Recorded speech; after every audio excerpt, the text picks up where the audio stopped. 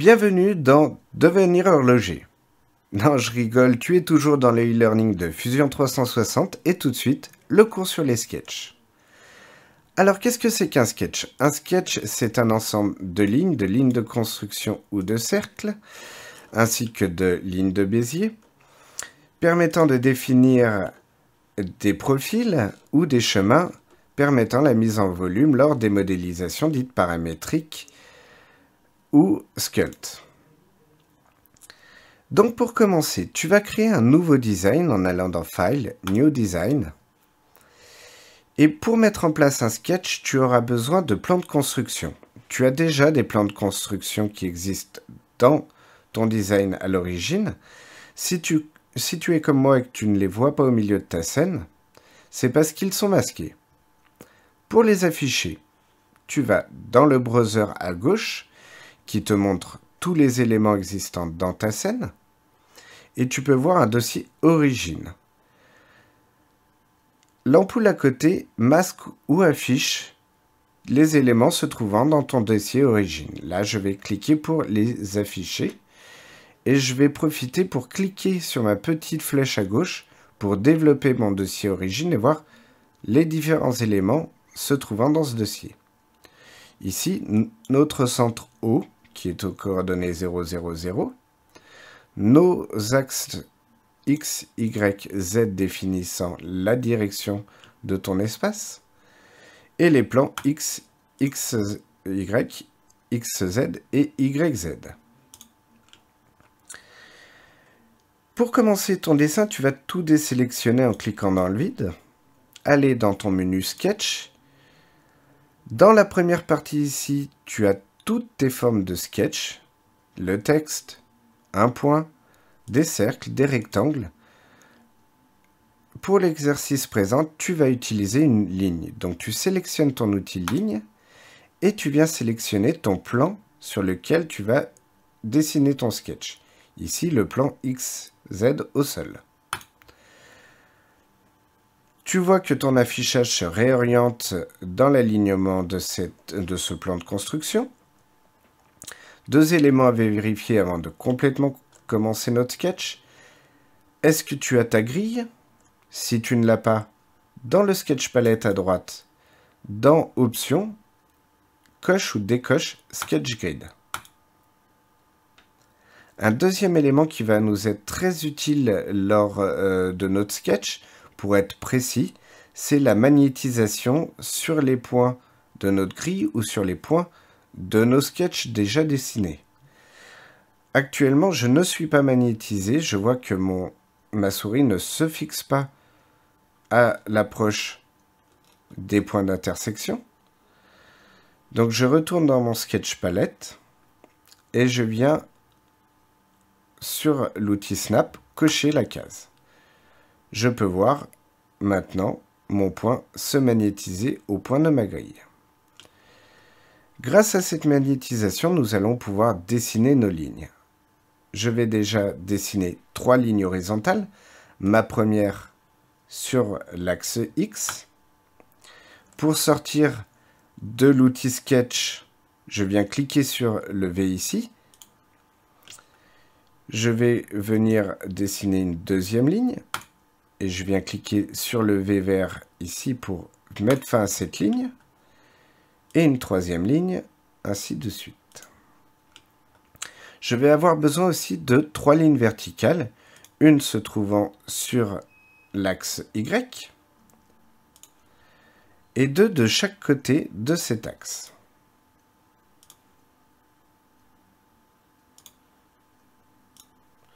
Je n'ai pas à me soucier des tailles ou des dimensions puisqu'on va régler tout ceci par la suite. Avant de régler ces dimensions, d'ailleurs, nous allons faire une chose, c'est transformer ces lignes en lignes de construction. Je vais d'abord quitter mon outil ligne en faisant échappe, sélectionner mes lignes,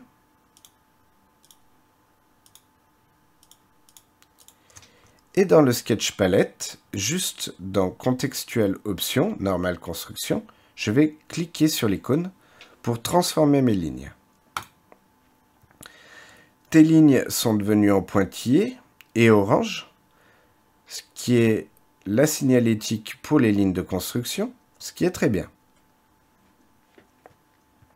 Ces lignes de construction, à quoi servent-elles? Elles servent en fait de repères pour dessiner nos lignes principales, mais aussi pour déterminer déjà des dimensions et un espace de travail, ce qu'on va faire tout de suite. Donc pour définir tes dimensions, tu as dans le menu Sketch, l'outil tout en bas Sketch Dimension. Pour aller plus rapidement, tu as aussi le raccourci D. Donc je vais faire D. Et pour définir par exemple la distance d'une ligne, je vais juste cliquer sur la ligne et m'écarter avant de recliquer pour valider l'emplacement de mon information. Là, je vais faire échappe et CTRL Z puisque ce n'est pas ce que je veux. Ce que je veux, c'est la dimension entre cette ligne et cette ligne. Cette dimension est de 13. Attention, lorsque vous faites votre dimension, par exemple, je vais le faire pour la partie du bas, si tu cliques sur cette ligne, puis cette ligne, c'est bien cette ligne qui va se déplacer par rapport à ta dimension. Par contre, si je faisais l'inverse, cette ligne, puis cette ligne, et que je mets ma dimension, ça va être l'autre ligne qui va se déplacer. Donc, bien faire attention à l'ordre. Donc, touche D, ligne qui ne doit pas bouger et ligne qui doit bouger par rapport à la dimension. 3 mm. Hop, très bien. En utilisant la même méthode, donc touche D, je vais définir une distance de 2 mm entre ces deux lignes. Cependant, je perds le fait que ces deux lignes soient de chaque côté de mon axe Y. Pour le réappliquer, je vais utiliser ce qu'on appelle une contrainte. Des contraintes, ce sont des éléments qui vont lier dans l'espace deux éléments. Par exemple, la coïncidence va permettre de lier en placement deux points ou une ligne et un point. La collinéarité va permettre d'aligner deux lignes. La concentricité va permettre de rendre les deux centres de deux cercles au même endroit. Le midpoint est le milieu d'une ligne, etc., etc., jusqu'à symétrie. Nous, c'est celle qui nous intéresse actuellement. Donc, tu vas prendre l'outil symétrie, cliquer sur les deux éléments qui doivent être symétriques, puis seulement le troisième élément qui sert d'axe de symétrie. Ici, on va avoir un problème qui va se répercuter.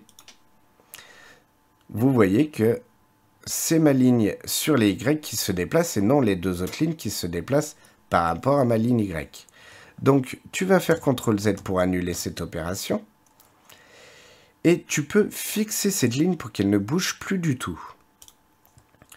Pour ce faire, on va utiliser la contrainte Fix and Fix. Je sélectionne mon outil, puis ma ligne.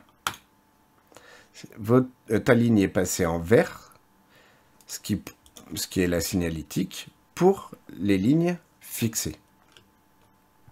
Je peux maintenant réeffectuer ma symétrie. Hop.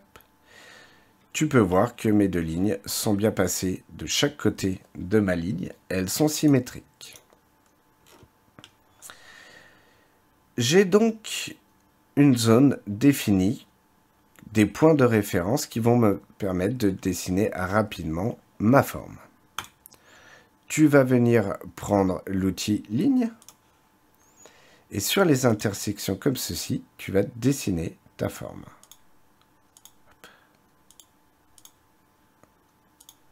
Voilà. Lorsque tu as bouclé ta forme, si tes lignes sont bien fermées, donc si elles font bien une boucle, ton intérieur est devenu orange. Ceci précise que tu as bien fait un profil que tu pourras utiliser plus tard lors des modélisations. Nous allons maintenant définir un cercle qui passe par ce sommet et ce sommet. Oups, qui ne veut pas venir se sélectionner, je vais me rapprocher, voilà. Et qui va définir sur notre forme un côté arrondi. Alors, pour faire en sorte que ton cercle passe par ces deux points,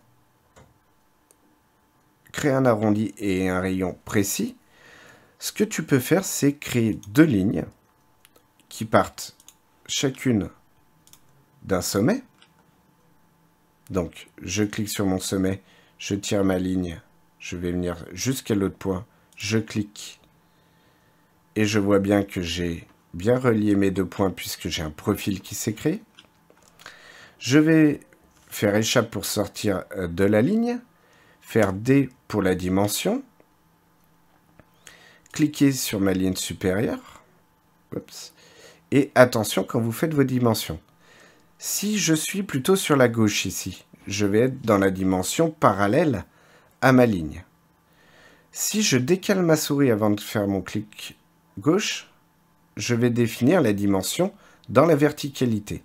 Ce ne sont pas les mêmes valeurs, attention. Moi, c'est celle qui est parallèle qui m'intéresse. Donc, tu cliques pour valider le placement de ta valeur et tu vas pouvoir entrer une distance de 68 mm. Tu effectues la même opération sur la ligne du bas,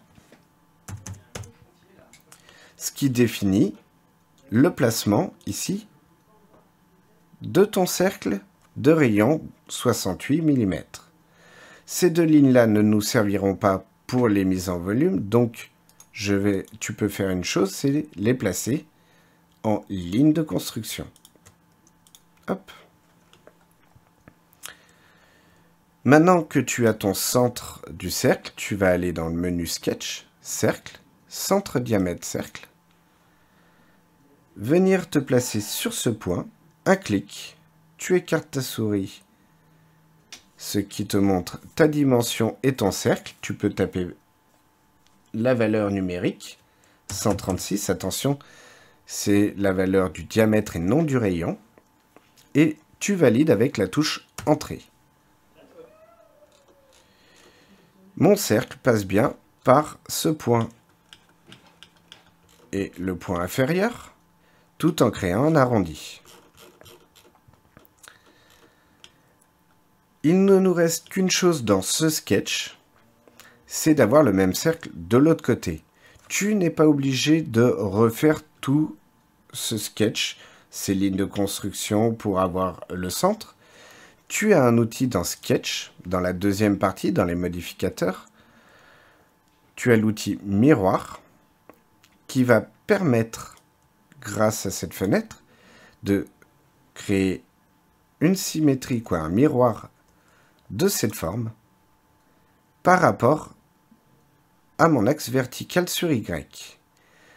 Quand je veux sélectionner la ligne miroir, il faut bien que je vienne sélectionner d'abord Select, puis ma ligne. Tu peux voir la silhouette d'un deuxième cercle, placé correctement par rapport à ta forme. Tu peux valider. Et tu as fini la première partie de Sketch. À ce moment-là, tu as des lignes qui ne sont pas utiles. Par exemple, nous, on a bien besoin de cette ligne du cercle, mais pas de tout le tour. On peut nettoyer notre sketch avec l'outil Trim. Cet outil, tu le trouves dans le menu Sketch, Trim. Mais tu peux aussi faire la touche raccourci T. Je viens sur mon cercle, tu vois qu'il passe en rouge. Je vais me rapprocher un peu pour te montrer qu'une partie passe en rouge, une autre partie reste en bleu.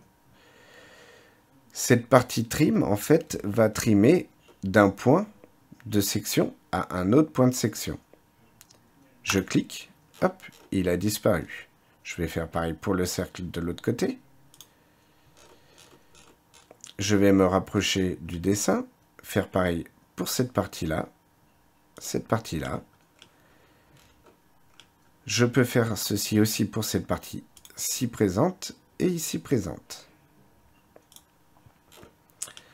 Je fais un trim sur tous les éléments qui me sont inutiles, sauf mes lignes de construction, ce qui pourrait créer des problèmes. Hop, hop. Est-ce qu'il m'en reste une? Non, c'est bon. Il doit te rester que cette silhouette au bord arrondi. Quand tu trimes, tu dois avoir un avertissement qui apparaît en bas à droite, qui s'appelle Contraint and Dimension are removed during. Il te dit en fait que le fait de trimer a supprimé des contraintes ou des dimensions que tu avais mis précédemment. Ce n'est pas grave, ce n'est qu'une notification, ce n'est pas un problème en soi. Donc, j'ai vu mon alerte, je fais close et je continue en sortant de ce sketch. Pour sortir d'un sketch, on vient en haut dans le menu et on clique sur Stop Sketch. Vous avez le même bouton dans votre sketch palette en bas à droite. Je suis à présent sorti de mon sketch. Je ne vois plus mes dimensions, je ne vois plus mes contraintes. Je peux encore déplacer certains éléments. Mais c'est très dangereux, attention. Si je voulais récupérer mes dimensions, mes contraintes, je dois re-rentrer dans mon sketch. Si j'ai besoin de rentrer dans mon sketch, tu viens en bas dans l'historique de ta scène, faire un clic droit sur ton sketch et venir sur Edit Sketch. Tu peux voir que mon Edit Sketch est grisé pâle, ça veut dire que je ne peux pas le sélectionner. Ceci arrive quand un objet est déjà sélectionné avant de faire notre clic droit. Donc je vais venir tout désélectionner, faire un clic droit, Edit Sketch. Et je reviens dans mon sketch. À partir de là, je peux modifier des dimensions. Je pourrais toujours revenir dans ce sketch. Donc, je vais en sortir, Stop Sketch. Pour la suite des exercices, je vais avoir besoin plus tard, lorsque j'aurai un volume, de points sur la hauteur pour définir des nouveaux plans de construction. Pour créer des rectangles qui vont venir enlever de la matière à notre forme. Ce qui veut dire que j'ai besoin d'éléments situés à 1 mm de mon sketch actuel. Donc je vais devoir créer un nouveau sketch sur un plan de construction situé à 1 mm du plan de construction que j'ai choisi au début. Pour créer un nouveau plan de construction, tu vas dans Construct et ici on va utiliser un Offset Plan. Le Offset Plan créera un plan de construction parallèle à un autre à une distance choisie. Donc Offset Plan, je sélectionne mon plan de référence et je vais rentrer une valeur de 1 mm. Donc le nouveau plan de construction ici présent, si tu te mets en vue de côté, hop, ton plan de construction est bien à 1 mm du sol. Sur ce plan de construction, il faut que je récupère des points existants sur mon premier sketch. Tu n'es pas obligé de tout refaire. On peut récupérer des éléments venant d'un autre plan, ce qu'on appelle Project et Include. Donc, je vais d'abord rentrer dans mon sketch. Je vais faire Sketch, Create Sketch et sélectionner mon plan. Vu qu'il était déjà sélectionné, il m'a mis automatiquement dans ce plan. Attention, ça peut être risqué. Je vérifie mes axes, je suis bien dans le bon plan. Et pour récupérer les éléments du dessous, je vais venir dans Sketch. Tout en bas, je descends, jusqu'à Project Include et tu vas utiliser l'outil Intersect. Excuse-moi, c'est Project to Surface. Je clique sur Project to Surface. Je sélectionne la face sur laquelle doivent être projetés mes éléments. Actuellement, elle n'est pas affichée. Donc, dans mon browser, je vais développer le dossier construction où sont stockés tous les nouveaux plans de construction et je vais afficher mon plan 1. Je vais pouvoir venir le sélectionner d'en face, passer en Select Curve et sélectionner les éléments que je veux récupérer sur ce plan. Donc, le point central, les lignes ici présentes,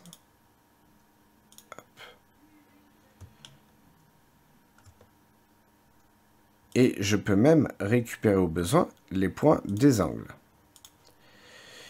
Il me met une alerte qui ne me concerne pas vraiment actuellement. Je vérifie juste qu'il m'a pris l'intégralité des formes. Ah, alors je vois qu'il a un problème pour sélectionner ma ligne courbée. Ce n'est pas grave. Ce qui m'importe, c'est les points de construction.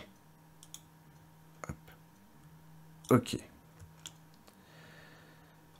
Très bien. Celui qui m'importait surtout, c'est ce point-là et au besoin ce point-ci. Je vais sortir de mon sketch en faisant Stop Sketch.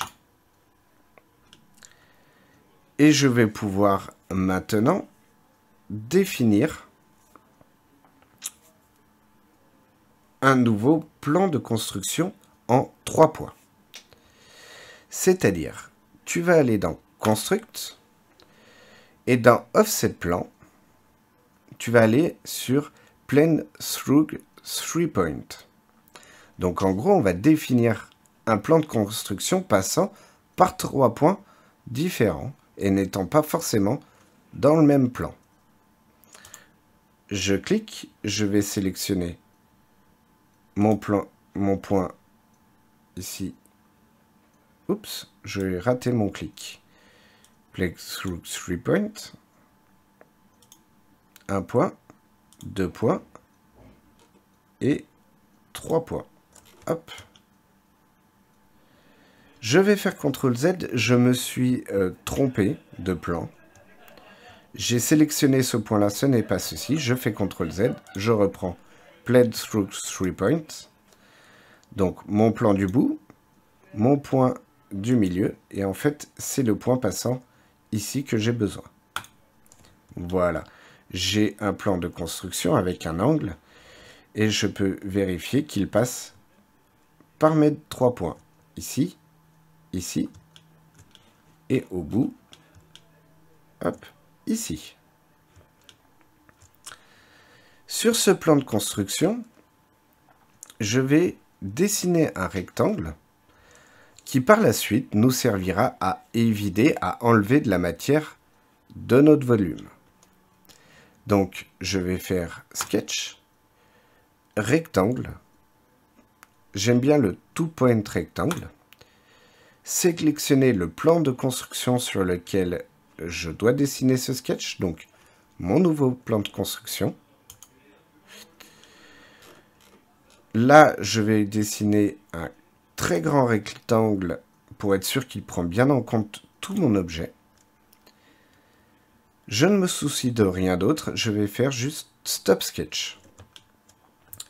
Donc en sketch, j'ai un grand rectangle.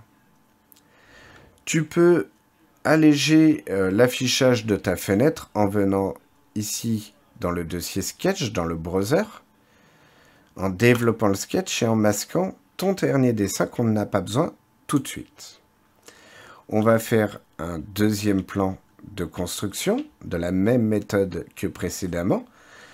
Je vais vouloir évider de la matière qu'il y a sur l'arrière, ce qui veut dire que je vais passer par le point central toujours, le point latéral ici présent et le point au sol ici. Donc, construct, tu prends plane through 3 points, tu sélectionnes tes 3 points.